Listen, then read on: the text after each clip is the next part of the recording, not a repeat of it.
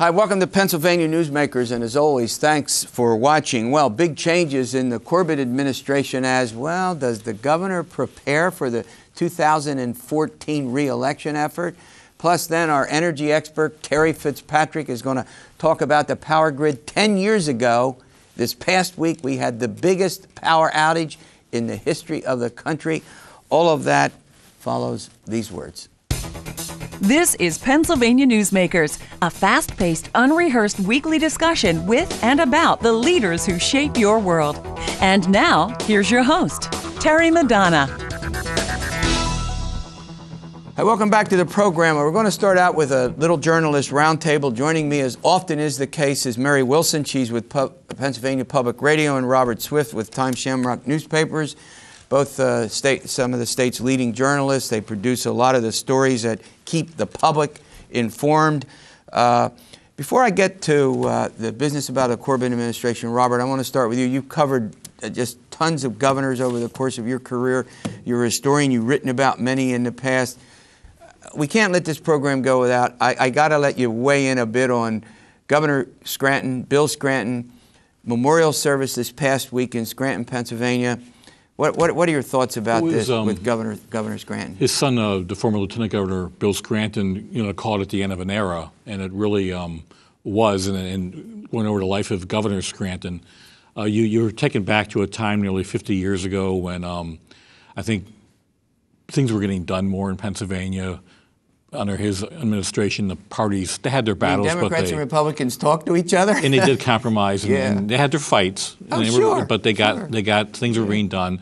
The rural government was expanding in social services and building Interstate 80. So It was a time of, there were economic issues in Pennsylvania with the decline of the major industries like coal and iron and railroads. But it took you back to a more positive outlook. And that outlook was, and this came through in the service, that Governor Scranton had a basically upbeat, positive attitude about life. And that really sort of came through.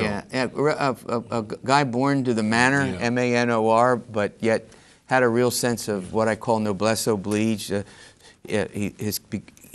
that service, giving something back to the community was very important. He spent his whole life doing it. I rated him, and I want to get on to Mary about the current governor. Going back through Pennsylvania history, I think if you had to pick 5 of the most outstanding governors, he would be on that list. Do you agree with that? Definitely. You have Scranton, Governor Pinchot in the modern era. I think maybe Andrew Curt in Civil War. Yeah. And then then there's a number that are in maybe slightly below that in terms of their effectiveness. Yeah. Okay. All right, Mary. You've been covering all this past week these big changes in the Corbett administration. Changes a little bit earlier. Chief of Staff. Third one, 2 new people in the communications office and a new legislative director. In a couple of sentences, you're good at this. Explain why. You're a radio person. You have to be succinct, right? What's this about? What's bringing this about? It certainly looks like the Corbett administration is going, okay, let's re-gear for both the legislative agenda and for our chances at re-election. So first step, bring in a new chief of staff, like you pointed out, the third one in as many years. And next step, appoint a new legislative director, director of legislative affairs, somebody to liaise with the legislature. And third step, bring in a new director of communications. Yeah, I guess what we hear a lot about is just that things haven't gelled. And both of you have covered, you covered Governor Rendell, and Robert, you covered lots of governors. It just seems like these relationships aren't working, that lawmakers aren't talking to lawmakers. Even within the Republican Party, they're not talking to each other. And then you get the governor's office. Is that as much to do with it, as Mary points out, where... If you go back to Corbett's inaugural speech, some of the seeds of the problems are in there. One, there's a reference in that speech to he wasn't going to, be doing a 24/7 news response. Yeah. And well, maybe it's nice to say that, but the era has changed, and if you're not out there, others define you for you. Right. And there were also one-liners about school choice and liquor privatization in that speech, but never, any effort to explain why. So that speech, I think, that inaugural speech, are seeds of what is happening today. It was the very first address to the people. Yeah. Now, Mary, when you're thinking about this, as we point out, I mean, the governor's got this stalled agenda. So he goes and he gets a former House member, Katie True, who's, not arguably conservative, but well respected. Heads a women's commission and all of that. From your sense, is this maybe a critical element to get the governor's agenda moving in the so-called front office of the governor? They're saying we got to get something done that matters. Right. It certainly looks like a big step, and it looks like it looks important, but it will be a piece of the puzzle. And I say that because in the days before the budget deadline, what we reported was that the governor's office was pushing its agenda. Its people were working these issues with members of the legislature, with leadership, and still ran into problems with the legislature. So if the legislature, if say House Republicans can't resolve their own internal squabbling, of an impeccable front office in the on the governor's part is not going to. It's still going to run into a brick wall. That's a great point. I mean, we often, Robert, stress the fact that the governor brought folks over from the Attorney General's office, and sometimes people with great skills as prosecutors can't manage that the new relationships when they've got to be more open. But in some ways, the problem is equally borne for the failure to pass the governor's agenda with the legislature, as Mary points out, right? There are times when a legislative chamber, they may be in a majority, but in the House right now, they can't agree on the major issues, and they a lot of times lose that majority in the next election. It happened to the House Republicans in 2006 over property taxes. It happened to the House Democrats in 1994. Right. They actually in those years lost control of the budget process, and because of the internal splits. What's ironic with the current House Republicans is they have one of the largest majorities in 60 years. So, but there aren't even a 20-vote give and take that you might think they'd have. Yeah, we're going to run to a quick break, but the reason we don't want to get too inside baseball about this, but this is pretty important because Governor Corbett faces a tough re-election. We've got the situation now where the legislature has not passed the governor's top 3 policy agenda items, liquor privatization, roads and bridges, plus pension reform. And a lot of analysts think that the governor's re-election might hinge on some successful passage of these measures, and reshaping the staff, as the journalists point out, could be important. What else is important? You have to find out after we go to a break. This broadcast of Pennsylvania Newsmakers is presented by the Pennsylvania Chamber of Business and Industry, the statewide voice of business, and by the Pennsylvania Business Council Education Foundation, educating citizens and business leaders about important public policy issues and civic affairs.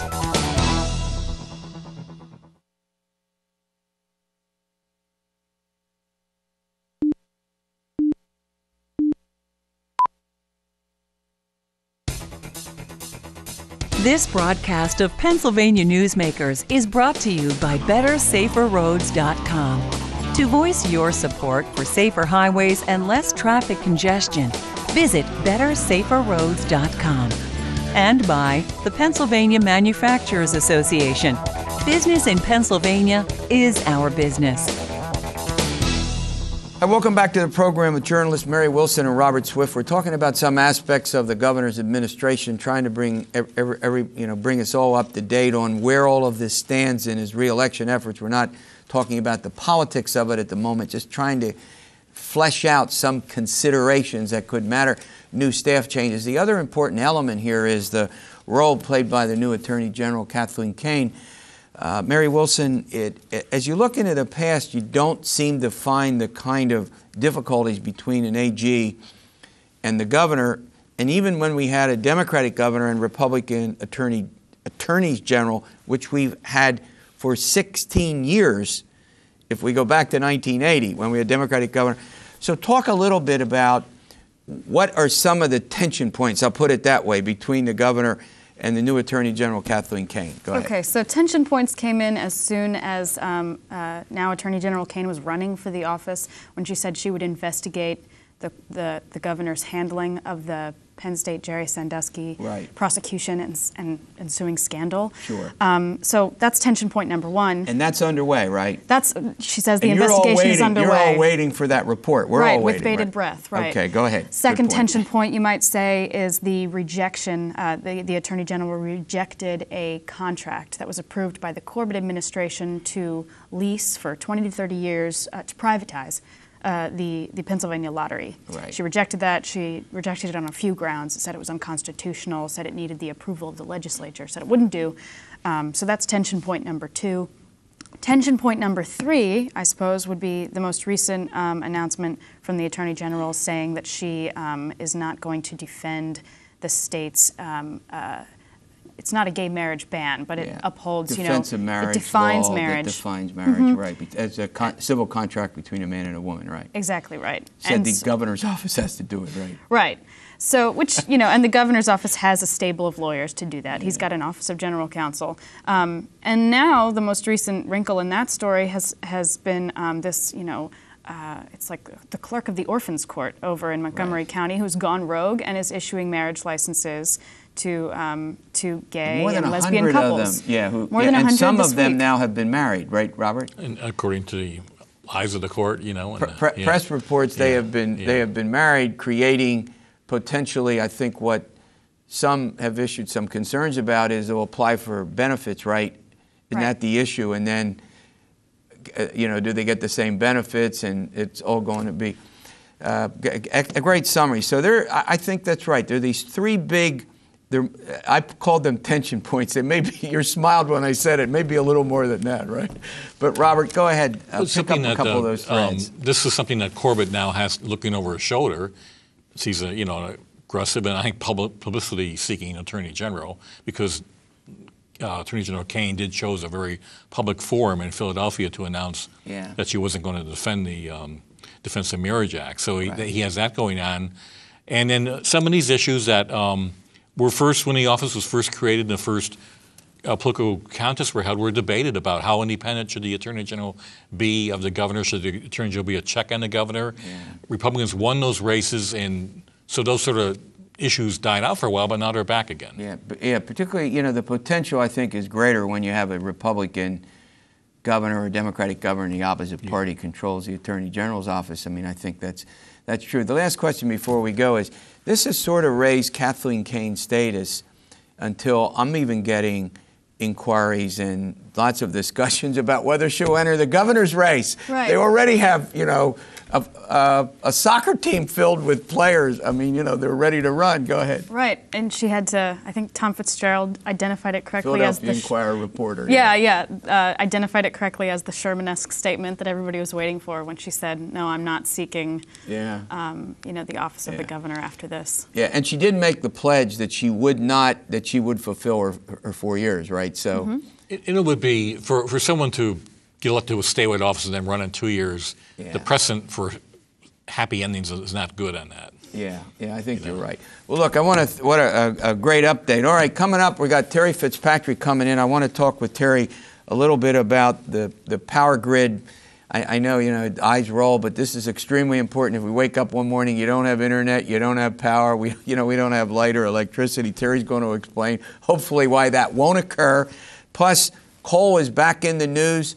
Clean coal, where does all that stand? Pennsylvania is still significant. A lot of our power is generated by coal. I think he'll correct me if I'm wrong. By coal-fueled plants. We'll be back in a moment. This broadcast of Pennsylvania Newsmakers is brought to you by Pennsylvania Credit Union Association. Pennsylvania Credit Unions, where people are worth more than money. To find a credit union that is right for you, check out ibelong.org.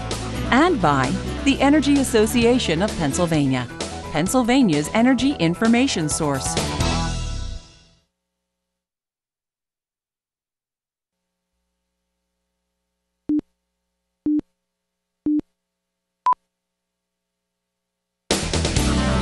This broadcast of Pennsylvania Newsmakers is presented by the Hospital and Health System Association of Pennsylvania, working towards a healthy Pennsylvania. Hi, welcome back to the program with Terry Fitzpatrick, a former member of the Pennsylvania Utilities Commission and currently the CEO of the Energy Association of Pennsylvania. He's a guy we call in from time to time to help us understand all these energy things. They tend to get complicated. All right, 10 years ago this past week, something happened that we all remember. You want to inform us? I remember it well. I was chairman of the Public Utility Commission at the time, so I was somewhat concerned about what was happening. How many phone calls did you get? Well, not nearly as many as they did in Ohio or New York or New Jersey, thankfully, because Pennsylvania wasn't impacted tremendously. We did have some outages in northwestern PA. But it was a huge, I think, watershed event, 50 million people without power. And it focused a lot of attention on the grid and some things we need to do with the actual physical grid itself.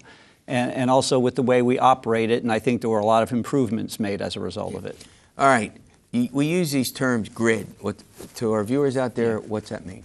It's all of the electricity infrastructure that's necessary so that when you go and hit the switch in the morning, the lights come on. It consists of the generating plants, of the transmission lines over which power is moved in bulk, and then also the local distribution system, the substations, and also the wires going down the street or underground in your more modern developments that is necessary to generate it and get it to your house. All the things we take for granted. Those are. I mean, I don't mean that meanly. I mean, I get up in the morning, I flip the switch, I expect the lights to go on. You know, we use all kinds of energy, whether, it's natural gas or we just expect, we just expect this stuff to be here. We don't even think about it anymore. Yeah, it's electricity, it's natural gas, it's really broader than that too. It's water, wastewater, it's roads and bridges. A lot of things that we take for granted and that are very expensive to keep up and that take a lot of commitment. And it's a challenge to find that commitment to pay for what we need to do to keep it running. Yeah, one of the new and growing concerns I think that we hear about is because a lot of the energy is generated or controlled, I should say, by computers, which are on the internet, which now means you've got the potential, and repairs can be made from remote sites on the internet. Now we come into the possibility of cyber attacks on the energy infrastructure. And obviously electricity is seems to me, I'm a novice at this, is, if you're going to do it, wouldn't you go there more quickly? What are the considerations that are going on to protect all America? And this could be a national security issue. Yes. Agreed? Yes, absolutely. So say a few words about that. Well, cybersecurity is one of the many challenges, I think, that the electricity grid is facing. How do we protect it against the possibility of these internet-based computer attacks? There's a lot of attention being given to it. There's regulations in place. The utilities all have to file plans with the PUC for what they're doing on this, that they're evaluating this, that they're trying to prevent it. Right. Which is a big part of it, of course, and then also the contingencies, what's going to be done if the systems are breached, because nothing is 100% foolproof. And there were reports out this past week, because as we do these anniversaries, even for some events we wish we didn't have to do them for, about this potential cyber attack and whether there should be more federal regulations about that, and the industry response is that we're doing everything we can, and believe us, we don't want to have the power grid go down for our customers, right? Yeah, that's correct. Yeah. So overall then, you're comfortable with the fact that, I don't know that everything is ever foolproof. I mean, we think about this in this day and age where every 5 minutes somebody gets hacked about something. Even the federal government's computers have been hacked, right? Well, that's right. In utility regulation, some words that are typically used are reasonable and prudent and adequate. And those are really, I think, the concepts that we have to deal with, because there's always a trade-off between trying to make something foolproof, which you'll never do, and the amount of money that you spend on it. There has to be a balance there. All right, we're going to continue our discussion in the last segment. We're going to talk a little bit about the importance of coal and clean coal, and is that possible, and where does all that stand? We're a big energy producing state. We all want the environment to be safe. Some balance has to be reached there. We'll talk with Terry Fitzpatrick about that in a moment. This broadcast of Pennsylvania Newsmakers is presented by Highmark Blue Shield, changing the way health plans work for business with a variety of plan options for employers and more choices for employees. Information is available at highmark.com. Have a greater hand in your company's health. And by the Pennsylvania Healthcare Association, the future of long-term care.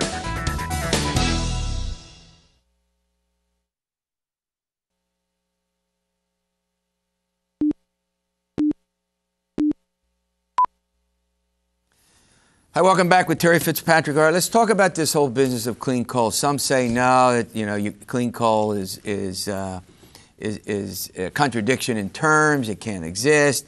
Pennsylvania, as you know, big energy state with coal. Give us an update on some aspects of that you think are important for our viewers. Yeah, well, let me give you a little disclaimer first. I represent the wires part of the industry, the utilities, not the generators, but I do follow what's going on in the industry, and having been a PUC commissioner, I tried to know everything that affects the grid. Yeah, there's a lot of talk about coal. The president came out with his climate action plan a couple of months ago, in which he proposed, among other things, to put emissions restrictions on existing coal plants. Right. A couple years ago, he said he was going to do it to new coal plants. Now he's going to take it a step further to existing coal plants. And that's causing some concern. Pennsylvania is a coal mining state, has been for a long time. We do have a lot of generating plants that use coal as the fuel right now. And in fact, there was an announcement a few months ago about a couple of coal plants that the owner was intending to close in western Pennsylvania. And the fear is that there'll be more of those closings with these new restrictions. Yeah. Moving forward, and this is an important subject, and we've talked about it before, but I want you to give me an update on it.